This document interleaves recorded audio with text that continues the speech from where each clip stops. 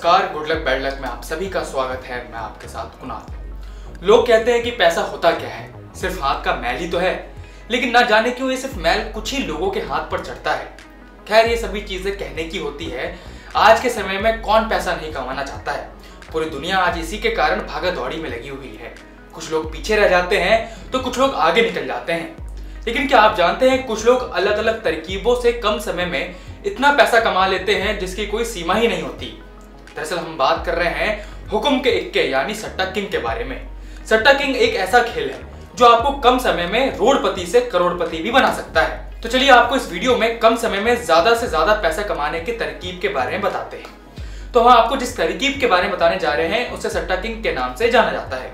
सट्टा किंग एक तरह से संभावनाओं के आधार पर खेला जाने वाला खेल है, जहां आपको किसी एक विशेष स्थान पर कोई विशेष नंबर आने की संभावना व्यक्त करानी होती है, और अगर आपके द्वारा जताई गई संभावित संख्या वास्तविकता में तब्दील हो जाती है तो ऐसे में आपने जितना पैसा लगाया है उस पर कई गुना ज्यादा रकम आपको मिल जाता है।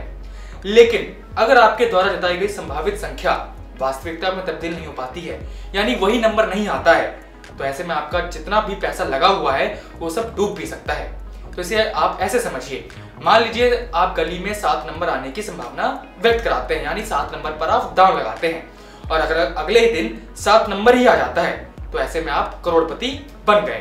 लेकिन ध्यान रहे, इस खेल में संभावनाओं के साथ साथ जोखिम भी है, तो थोड़ा सोच समझकर इसमें हाथ आजमाइएगा। आइए अब आपको आज के विनिंग नंबर के बारे में विस्तार से बताते हैं।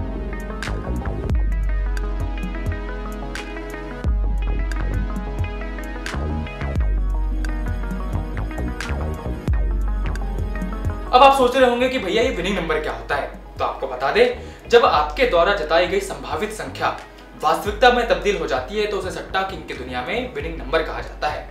एक बात और, न्यूज रूम पोस्ट ऐसे किसी भी जोखिम भरे खेल का समर्थन नहीं करता है, इसे आप अपने रिस्क पर ही खेलें।